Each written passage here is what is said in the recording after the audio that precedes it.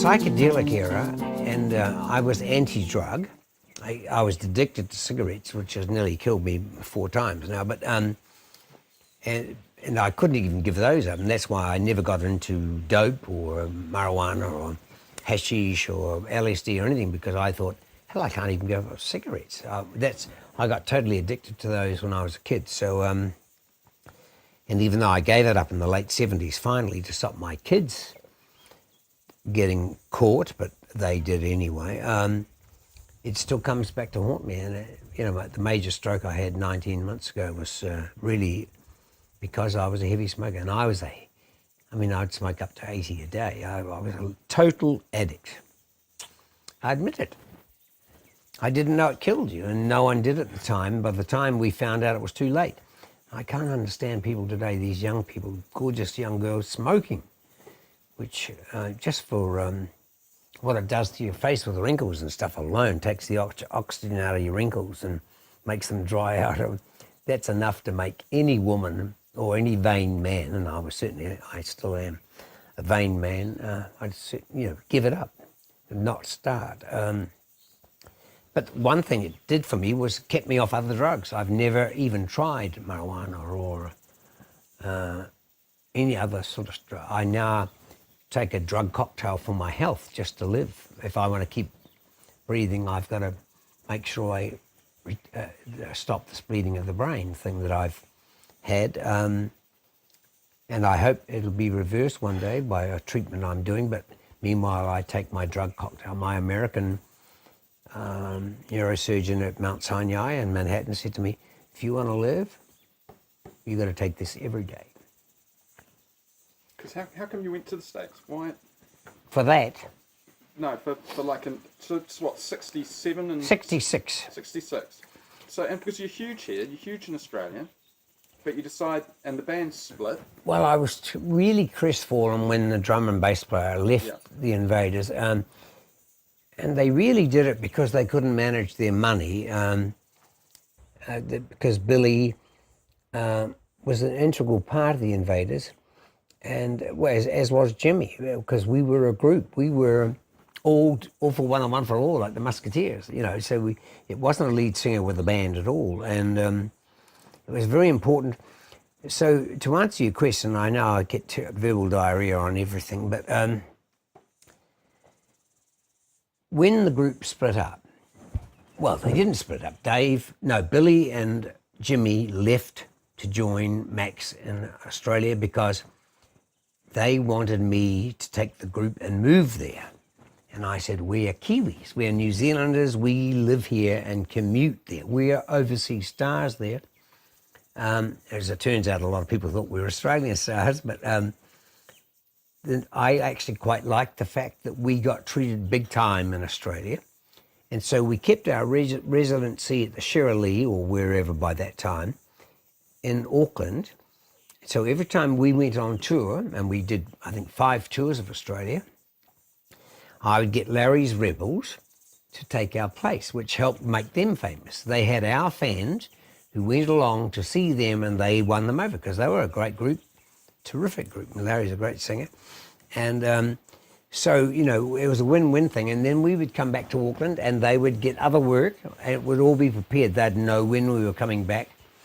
And so it was a win-win thing for me and as the leader of the group. And I watched the business side of it. And I could manage my money, so could Wally, so could Dave. I couldn't understand why Jimmy and Billy couldn't. But anyway, that's their problem, whatever. But during this time, you're trying to go to the States anyway, though, aren't you? Oh, yeah. You're applying for visas. Yeah, we tried because... And just couldn't get in. Well, She's a Mod was bubbling under the charts. I think it got 104 in the Billboard charts or Cashbox charts. I can't remember which now. So it was bubbling under. I think Billboard has the bubbling under. Until We Kissed got the biggest rating ever, so yet later, but this was before that. No, it was the time Billy left. And Jimmy... Till We Kiss got a best bets rating in Cashbox and a top 60 rating in Billboard. This is pre-Bee Gees, pre-Easy Beats, pre-Olivia Newton-John. It was before anyone. A little group from New Zealand gets that.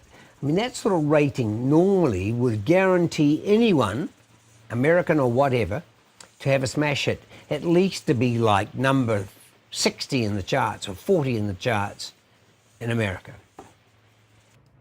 Yeah, well, it helped me tremendously that all of us guys, we had all got married, and it played into my favour in a way, because my first wife, Lavon, she had an American father, and she could claim her citizenship, and I could get a green card. So, and I had always promised her when I married her that a few months earlier, that because she'd never seen her father since she was about 4, that we would go to the States and find him. So that was a mission for me. Born in the year of the horse, you know, we're gentlemen and stuff, Prince Galahad or whatever. But anyway, I meant it sincerely. But when the Invaders couldn't get in with me, we always knew, Lavon and I knew that she could claim her citizenship and I could tag along. So we did that, and she eventually got to see her father. It was about 69, I think, in the end. So it wasn't while we were actually there, but she made contact with them and other members of the family on the East Coast. But it made a big difference, and but I really missed the Invaders. I particularly missed the soul and essence of the Invaders, which is Dave Russell. Because how did you find the Americans? So you arrived, where did you go? San Francisco. San Francisco. In 1960. 66, the start of the psychedelic era. Is, you know, of all the places to be in the world, It was phenomenal. That's probably one of them. And, well, it was amazing. I mean, psychedelia actually started where I actually lived, which was in Santa Clara County. Psychedelia started there, and moved up 40 miles away, moved up to San Francisco, but it was all the Bay Area anyway, so it was very catch-all sort of communities. But I was lucky because I got a lot of publicity there as this British act from down under, you know, because no one knew where New Zealand was actually. I often was called an Australian, and I railed against it. So they would say British act in the end, and so I ended up producing African American groups. I was doing quite a lot of stuff. I ended up writing a lot more than I did in New Zealand previously because I was on tour so much. I ended up being on my own, writing in isolation, which I had never really done before, but I quite enjoyed it, and writing the entire thing, music, everything. So the piano stuff that I used to play with the Invaders, side of stage, off stage, when we were doing 5-set stuff before we became famous. I'd learned how to play 12-bar blues in almost every key, C, D, E, F. When I'd use the club hand effect, I'd remove my fingers onto the next key and keep them the same, and I'd learn how to place it and get the chord. And because the guys would never help me, and I wanted to learn guitar, but the two guitarists said, no, you're doing all the business for the group. You've got enough to do. We're not teaching you any guitar, or you'll want to play guitar in the band. And I were. Oh. So they were right. But that little bit of piano I knew held me in quite good stead. So so you wrote Kick Me, though, didn't you? I wrote Kick Me, I Think I'm Dreaming. And I wrote most of the songs on the album San Francisco International Pop Festival, which was in Santa Clara County. I wrote and produced or co-produced most of the tracks on that. And because I had already been co-producing with the Invaders and John, whatever his name is, he's dead now, sorry John, he was the engineer with Zodiac. But Dave and I really had the final say on what we were going to have on all our records. We were actually that anal about it. But it was on half-track machines, no stereo, no multi-tracks. But when I went to San Francisco, I worked in the studio in San Mateo, where the international airport is for San Francisco. And the owner and the engineer, Fred, he had just got Ampex 8-track. So I was working on 8-track, and the Beatles were still doing 4-track in London with George. And I was working on 8-track, and the only other act in California at the time that was doing it was the Beach Boys, was Brian Wilson. So I was learning, I remember learning, I was so ignorant, you know, and Fred would say, on Kick Me, where do you want the guitar to come from? And I said, oh, in the solo, where it is. And he said, no, do you want it on the left channel or the right channel? And I said, we can choose? He said, oh yeah, you can. I said, what else you can do? I said, we're used to just bouncing and stuff, bouncing tracks in New Zealand to get, effect, and it was all overdubs anyway. He said, no, we can do things like have it coming out of the right side of the right channel of the left and right stereo, and we can bounce the echo onto the left channel, but that will take up 2 tracks. I said, well, let's try not to do that. He said, but no, there's other ways we can do it. And he would explain to me how I could do this, and he would distribute the drums over 3 or 4 tracks, so that you have the kick in the middle. But of course, I learned very quickly, and I said, well, hold on, I want you to still play it back monoaurally to me, because I want to hear the overall balance. If some stations played this monoaurally, the stereo will go all to hell anyway. And he said, well, that's what'll happen. If it's too quiet, it'll go down in the mix and go up if it's too loud. And so I learned very quickly how to mix the production so that you could be compatible for both mono and stereo. Whereas in New Zealand, we had to stereoize at the time, just give an effect like we did with Till We Kissed. That just give it such high quality that it sounds like stereo, Oh, it's a shame. But anyway, it was great that we were in those trailblazing days. And then as a soloist, I learned so much, and I kept thinking, God, if Dave Russell was here, we could do this and we could do that. And I kept writing to him in Melbourne. And then, because you were doing quite well there, and then yes, you had your own record label, you had a publishing company. Yeah, you're playing with the bands of the day. I was already starting to own my own. I was already starting to protect the copyrights of what I did and what others did. And I convinced my management firm, Topstar, to go in partnership with me and I named there was Co-Top Music and Cold Star Records. It was from Co-Columbus and Topstar for the record company, and Cold Star, sorry, that was a record company. Co-Top was the publishing company. So, and I learned how to do all that stuff, and I was singing at night. The biggest show we ever did, our first big shows were at a nightclub in Donovan's Reef on the Pacific Ocean, just around past North Beach in San Francisco. And the Turtles were on the show with Ray Clumpers and the Art Collection, and they were #1 in the States at the time with Happy Together. Flo and Eddie and all those guys, became good friends, and they were great. And I had my Californian band. They were from Santa Clara County, from Los Altos mostly, and they were British freaks, these boys that I brought into my band, who loved the Hollies and the Beatles and the Stones and stuff. And here was this British guy who could front them. So they loved it, and it was neat. And in fact, 3 of them have just made contact with me again, and it's really quite interesting to actually communicate. Email is such a wonderful thing. Well, we got good ear play in stations like San Jose, got a bit in San Francisco. But every time I went to one of the TV stations or whatever, because even though they say they're in a network, they're all, you'll hear Dave Letterman talking about it. I'm a Dave Letterman fan because it reminds me of America. And they have all of these stations who subscribe to the network and add to the network's reach, but they're all syndicated. And they can opt to buy or not buy a show. So that's why Dave has to please everyone on the network to keep those stringers on. And but I went to San Francisco to what I thought was the CBS or NBC or ABC affiliate, and they didn't know anything. They had just one camera, and it was stationary, and it was on an auto thing, and they would do news outbreaks, and that was it.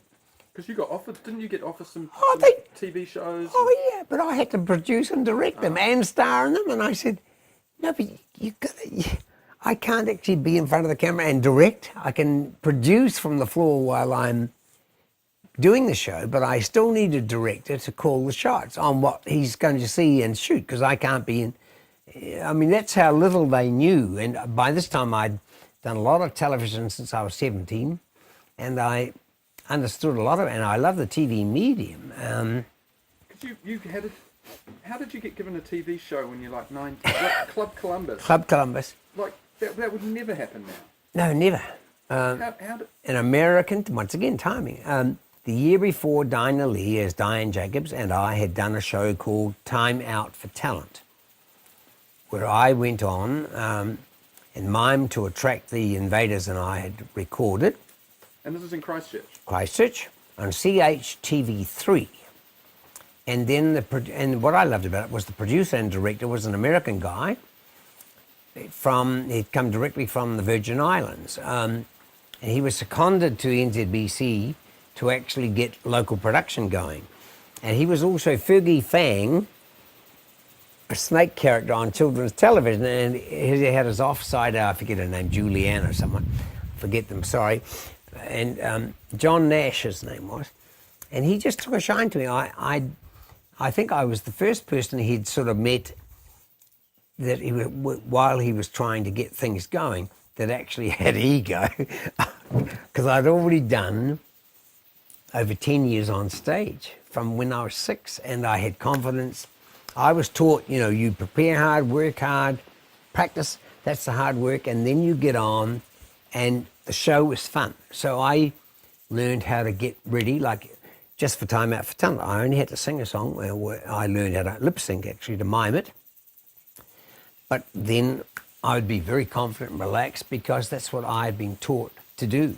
So what sort of show was Club Columbus then? Oh, well, he then said, I want to do a series with you next year, and we'll change the little studio and the alleyway and everything into a nightclub.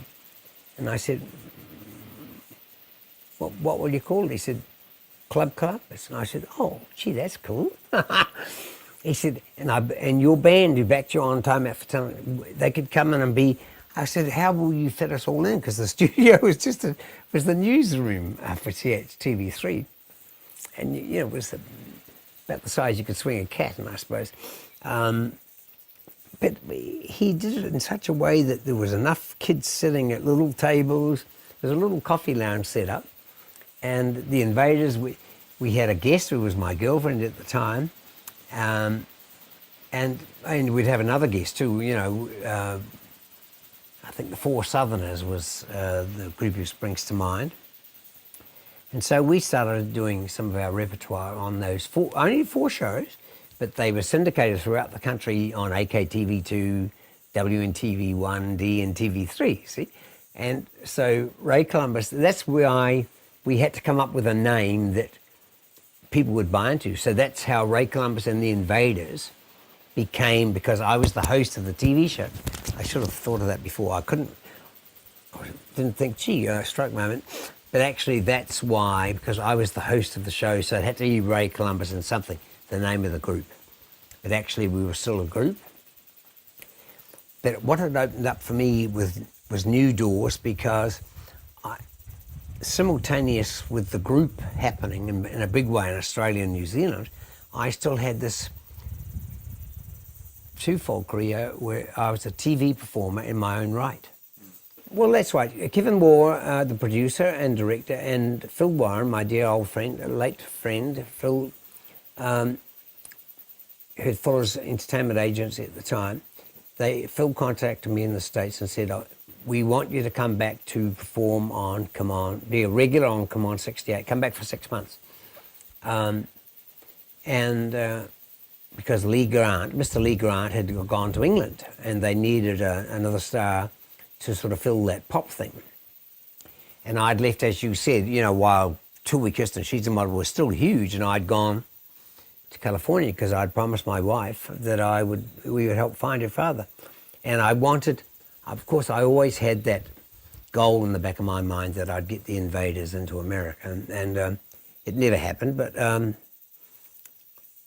it's amazing how things flow on and things happen. And so I came back and became a household name as a TV star, which, just as they say, radio kills the rock and roll star. Rock and roll killed the radio star. I think TV killed the record star. I could manage it up until about 1970, and that was the last time I think I had a big hit, which was Traveling Singing Man, and People Are People that same year. But I found out very quickly, certainly for me anyway, that anyone pushing 40 ain't going to have a recording career in New Zealand, and it's population really. There's just not enough people here to sustain a recording company recording you or whatever. Maybe in country there is, but certainly not in rock and roll pop. And the market is definitely young, so there are very few people like Cliff Richard who can keep appealing to young fans. He's remarkable. But anyway, I ended up having this twofold career, and I only intended coming back for 6 months to do Come On, and then going back to the States, because things were starting to happen there too.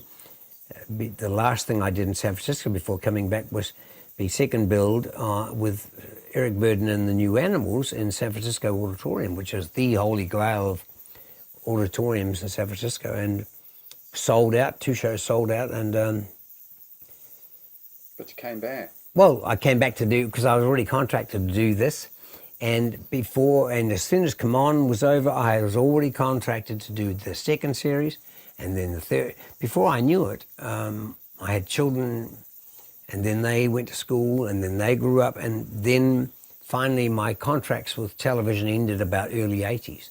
So it was like 16 years, and meanwhile I'd carried on my love of America and doing things in America by taking New Zealand music over and selling copyrights and songs and trying to get New Zealand music happening, which I did all the time I was then too, and New Zealand itself, because I'm a patriot. But anyway, to answer your question, I mean, John Baker has locked into that whole thing, and I've sort of felt sorry for him in a way, because this is all around the time I've had mini strokes, TIAs, and a major stroke, and it's not John's fault. It's just the fact that I was a heavy smoker when I was a kid that's come back to haunt me, and he's been so encouraging to get me into the studio again. He's trying to get me to, relive that side of my life that people don't know much about, and I'd never go back, for instance. I mean, even he actually asked if we could put the Invaders back together with 2 new guys and tour in New Zealand. I've had a lot of offers since the Legacy Award and the Hall of Fame last year, but to me that's necrophilia. Jimmy and Wally are dead. We couldn't be a shadow of ourselves, even though Dave and Billy have still got their chops. I'm impaired, and ain't going to replace Wally and Jimmy. The history is there, the definitive collection's out, people can see what it's about. But I don't feel the same about Ray Columbus. I don't have that sort of special thing about me personally. So the Invaders, they were sacrosanct. So I've tried so much to work with John, and my health hasn't been that good, and I haven't been that confident in my singing either.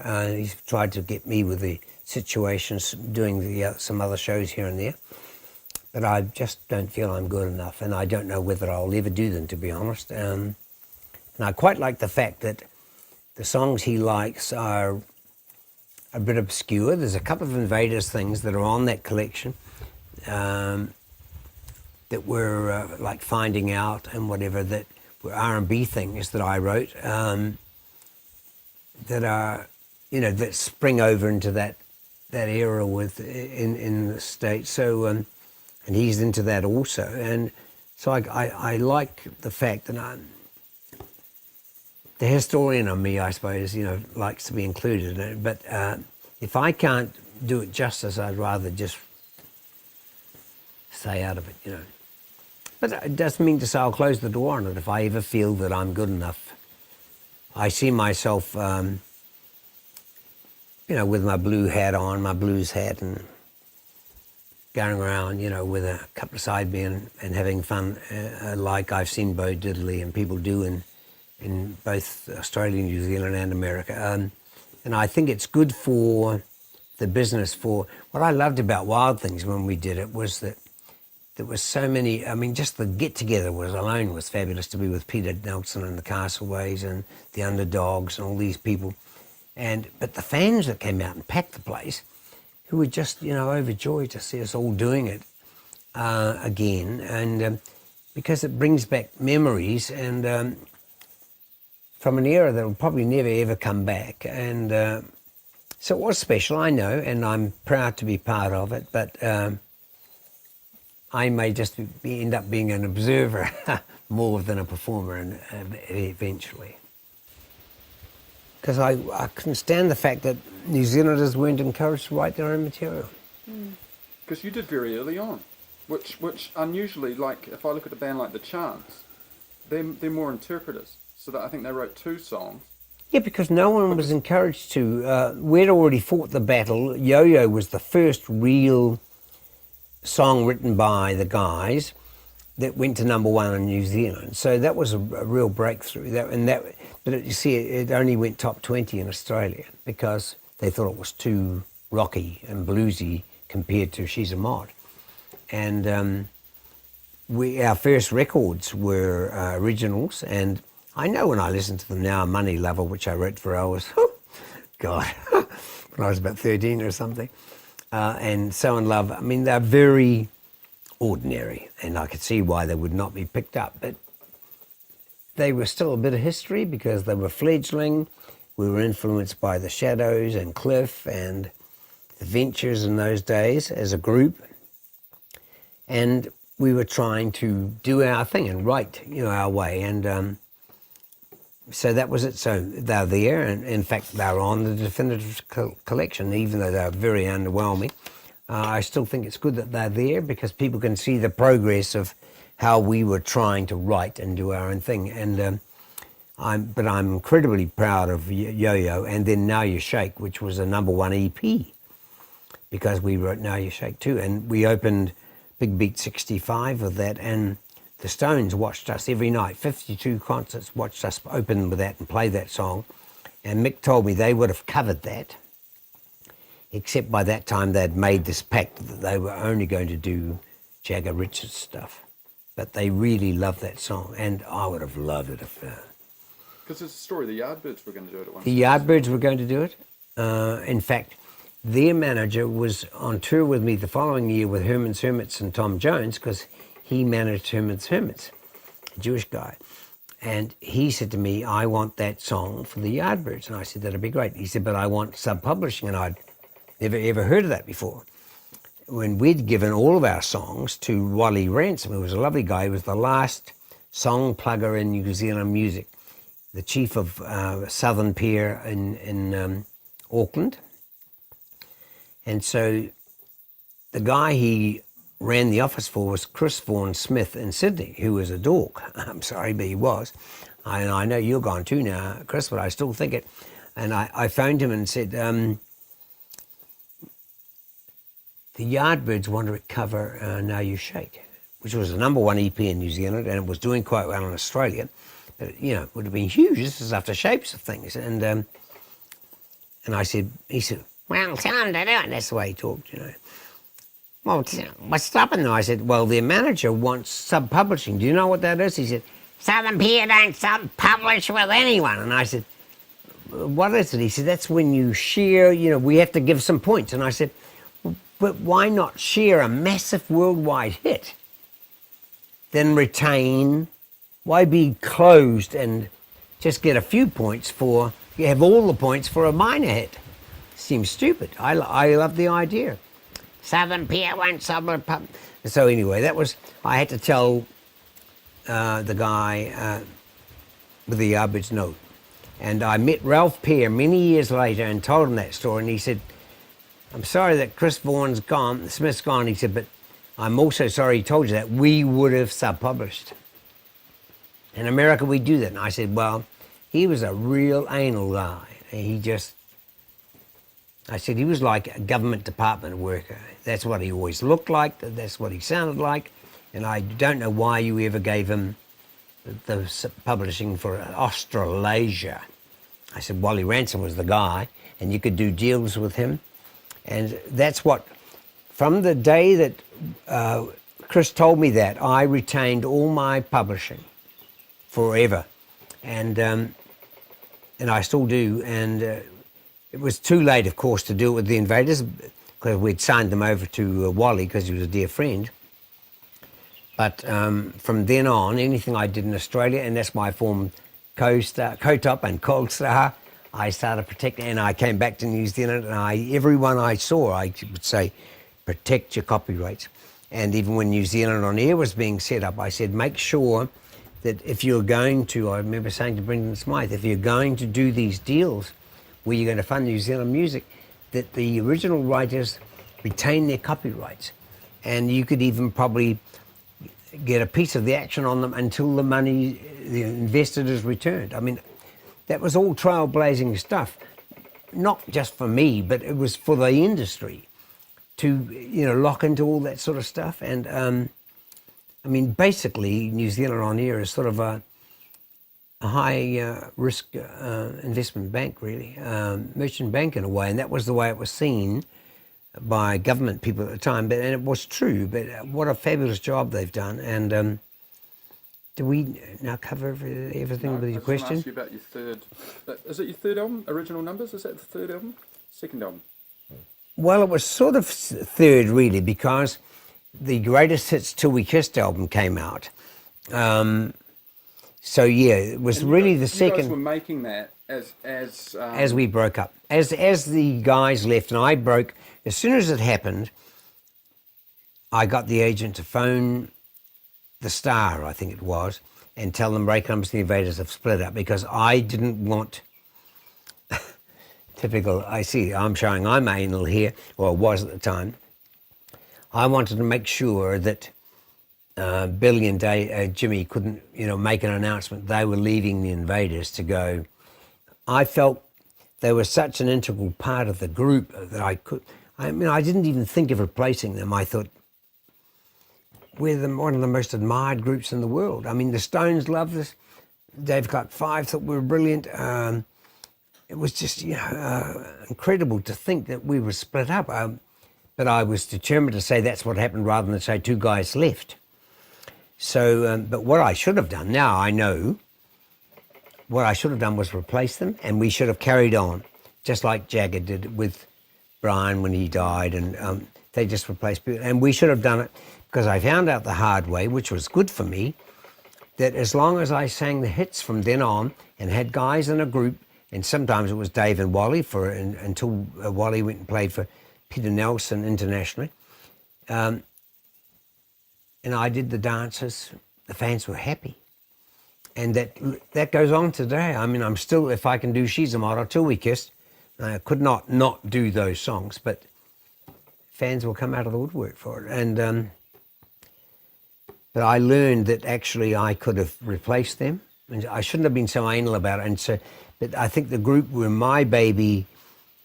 I was so proud of the 4 individual guys, and we were all teenagers together, and I just couldn't envisage not having Billy or Jimmy in the band. I think that was the truth. Anyway, so... But you made this record, Original Numbers, which is... we got halfway through it, and all original songs, and I convinced Elder that we wanted to do that. And then I had to finish writing the songs, and that's why I ended up getting Billy before he left to help with a couple, and before he left town, and Dave and Wally, who really was so shy, he didn't do much besides play brilliantly, but he actually co-wrote a couple of things with me, and I finally got their bare bones of the songs, and that's why on one of them there's only a piano and things like that, because, you know, to finish off the album, we had to sort of mix and match as much as we could, and studio time wasn't a problem, because otherwise the album would have been shelved. But I was determined to finish it off, and I'm very proud of Original Numbers, and I'm so pleased. Thank you, Mr. Bollinger, for it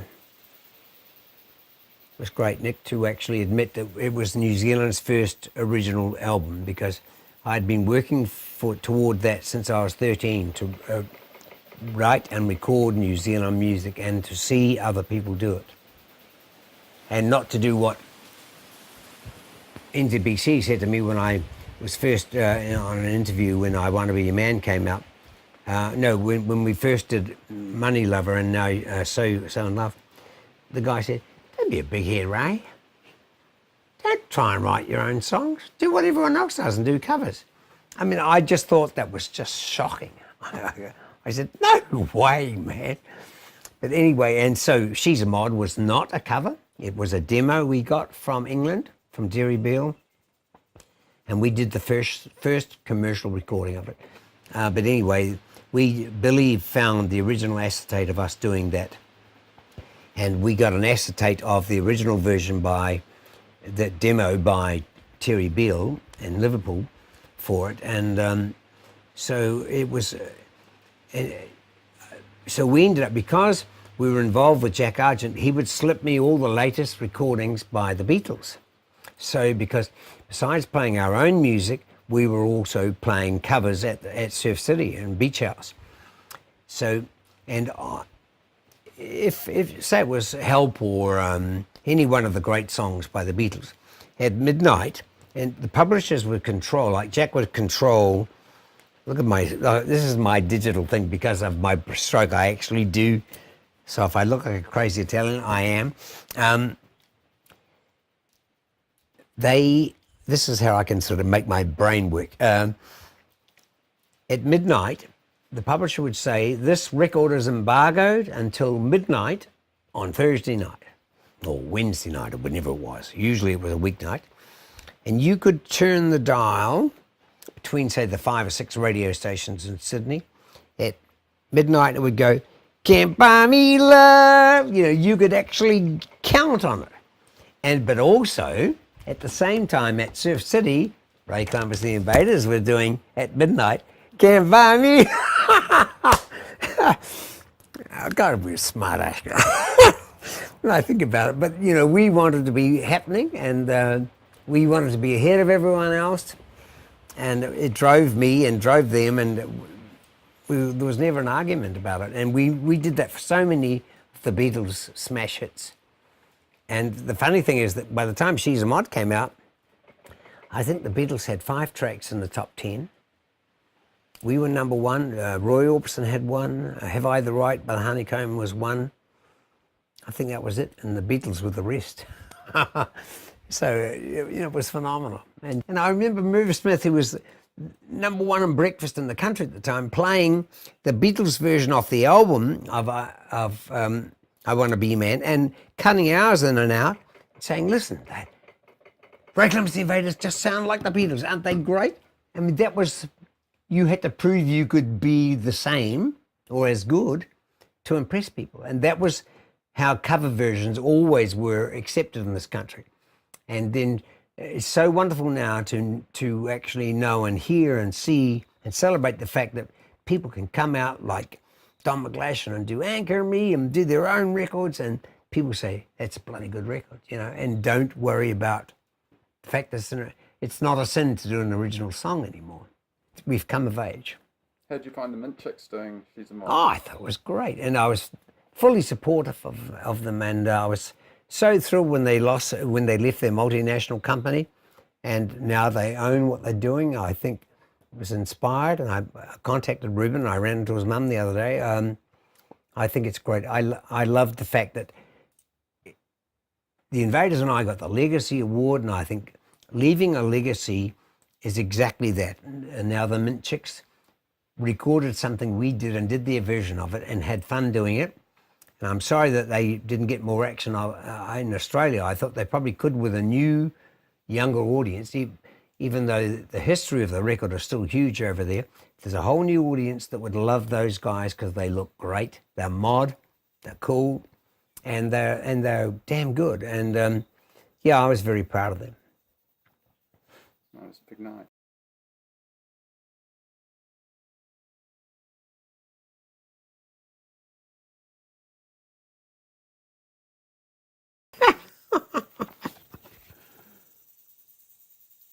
The doomed 1976. So I'll leave you that as well, because there's some good reading in there.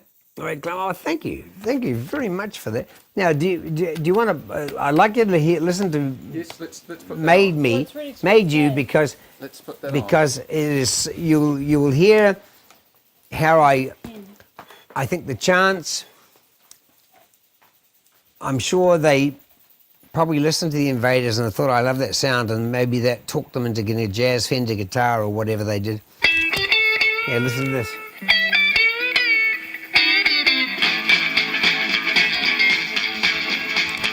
Oh, that's Orbie Lee. That's the one we wrote. Wally and I wrote this. Orbie Lee. So this is the Roy Orbison one, eh? Yep, Orbie Lee. I missed you while you were gone. And it's got a country lick, rockabilly lick, because you ran away a long time ago and everybody thought you were dead. But I know all you hear the tremolo guitar? you want to get ahead. That was he. You've been away so long. Great, lovely guy. Missed you while you And his were dad, gone. Orbie Lee, was a lovely guy. Believe Listen to you Wally. were surprised. That's Billy. Now Wally's. He was the fast guy. Dave was always the riff man and played great solos, but now and again Wally did these brilliant jazzy blues solos. Before he died, he had taught himself all the saxes and flute.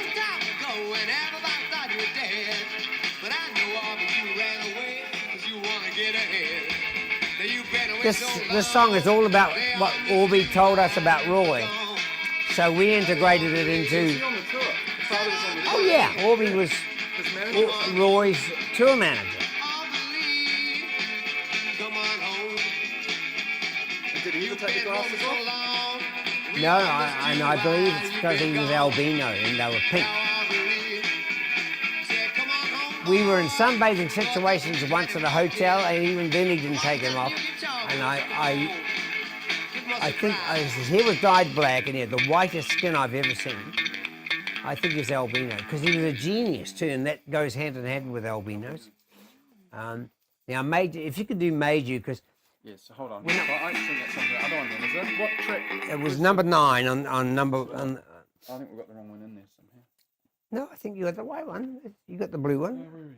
Oh, Have you made got- you 12. That's Oh, sorry. Here we go. Oh, of course.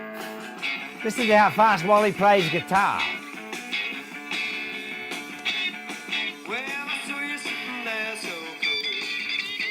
And the glassy sound sounds like chance R&B, huh?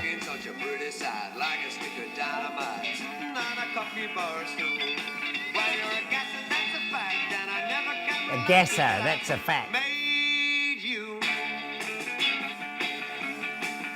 So Dave's doing the riffy thing. Bum, bum, bum, bum, bum, bum, bum, Were bum. you guys influenced by the British sound, the sort of the mid-60s R&B thing that happened in England? Oh, we were part of it, I think, and we didn't even know it. We were doing a British version of R&B. Listen to the speed of the solo that Wally plays. Gee.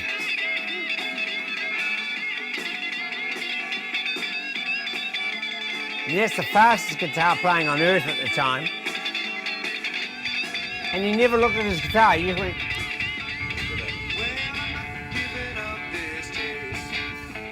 When I moved to San Francisco and everyone was talking about Michael Broomfield being the fastest guitarist on the planet, I went and saw him and I said, Wally Scarlett Egan.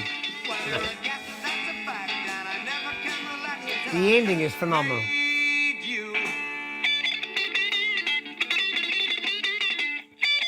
Oh, Jesus. Incredible, man. Isn't that incredible? Well, I learned when I was about 15 when I went to Nelson with my entourage for the Christmas break, you know, with looking for girls, of course. Great place to go to the beach there at Nelson for Christmas, and one of them was driving the car, and there was 5 of us, I think. And one night I got up. They always encouraged me. I was with the Downbeats. I always had my fledgling group still going, and they always encouraged me to get up and sing. And I never did, but this particular night was a New Year's Eve thing in Nelson Hall somewhere. And they all right, well, we've arranged, we'll talk to the band leader and told them that you're good and get up and sing. Now, I'd already been drinking with the guys for half the day. The last time we ever did, I've got to tell you. And I thought I went great guns and did brilliantly. And the next morning, they were all very quiet. And we were getting toast or cereal or something. And one of them just said to me, Ray, I don't think you should drink and sing again. I said, why, man? I was having a ball. He said, you thought you were, but you were awful. You were bloody awful. You weren't singing any good and you went way over the top. And so ever since then, I never drink and sing. And that way I was 15, man. Wow, that's really